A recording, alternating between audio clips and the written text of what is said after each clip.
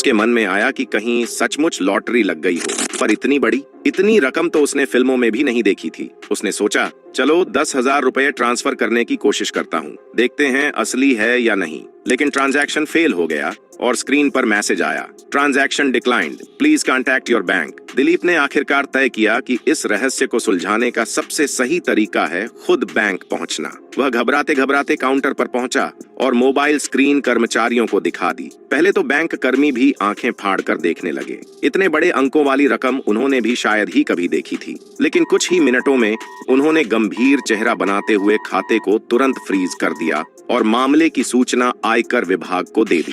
BBC से बातचीत में पुलिस ने बताया, टेक्निकल एरर की वजह से ऐप में गलत रकम दिख रही थी, असल में खाते में 1 रुपया भी नहीं था। दनकौर थाने के सब इंस्पेक्टर सोहन पाल सिंह ने भी कहा, फोन पे और बैंक स्टेटमेंट चेक करने के बाद बैलेंस 0 निकला। डरने की कोई बात नहीं है। दिलीप ने यह सुनकर एक लंबी सांस ली, लेकिन साथ ही मन सोचा, काश यह रकम सच होती। जैसे ही यह खबर गांव में फैली, दनकौर की गलियों में बस इसी किस्से की चर्चा होने लगी। चाय की दुकानों से लेकर खेत के किनारे तक हर कोई यही पूछ रहा था, सुना क्या, दिलीप अरबपति बन गया। पड़ोसी हंसते हुए कहते, मेरा नाम भी दिलीप है, लोग मुझे भी बधाई देने के लिए फोन कर रहे हैं। उधर दिलीप के कुछ शरारती दोस्तों ने उसके बैंक बैलेंस का स्क्रीनशॉट सोशल मीडिया पर डाल दिया, जो देखते ही देखते वायरल हो गया। पड़ोस की सुमन ने मुस्कुराते हुए कहा, पैसा किसी को बुरा थोड़े लगता है, लेकिन अफसोस ये सब सच नहीं था। दिलीप के पास कोई काम नहीं है, हम चाहते हैं कि उसकी कुछ मदद हो जाए। गांव के बुजुर्ग भी मजाक करते हुए बोले, चल बेटा, अरबपति बनने की प्रैक्टिस हो गई, अब मेहनत से असली वाला बन जा।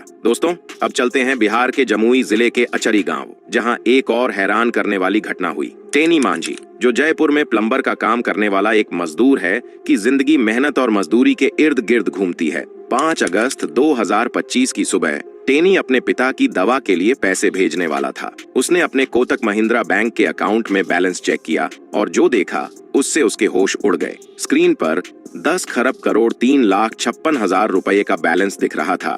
इतना पैसा की गिनना भी मुश्किल था। टेनी ने बताया कि स्क्रीन पर इतने सारे नंबर थे कि वे पूरे दिख ही नहीं रहे थे।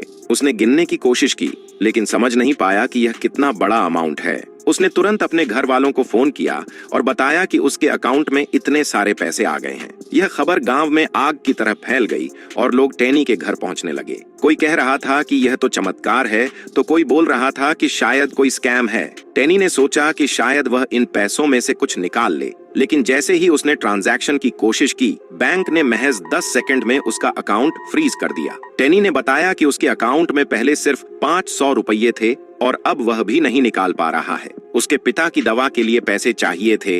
यह सुनकर हर कोई टेनी की हालत पर तरस खा रहा था। टेनी के पिता ने कहा कि यह पैसा जितना भी हो, जिसका है उसे वापस मिलना चाहिए।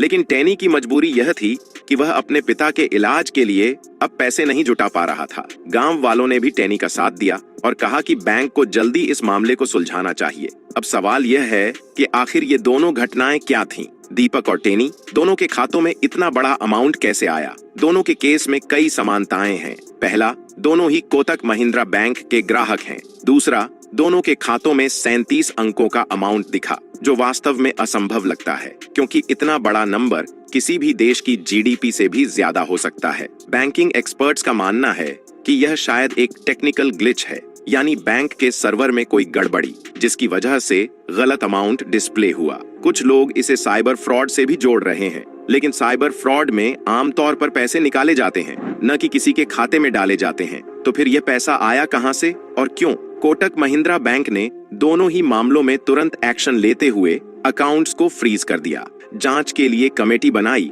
और इनकम टैक्स डिपार्टमेंट को सूचना दी। साइबर थाना के डीएसपी राजन कुमार ने कहा कि यह एक टेक्निकल फॉल्ट हो सकता है, लेकिन पूरी जांच के बाद ही पक्के तौर पर कुछ कहा जा सकेगा। इन दोनों घटनाओं ने सोशल मीडिया पर तहलका मचा दिया। दीपक के केस में लोग उसकी ईमानदारी की तारीफ कर रहे थे। कुछ ने लिखा कि दीपक ने जो किया वो हर कोई नहीं कर सकता। अगर इतना पैसा किसी और के खाते में आता तो शायद वह उसे निकालने की कोशिश करता। दीपक ने सही कदम उठाया, जबकि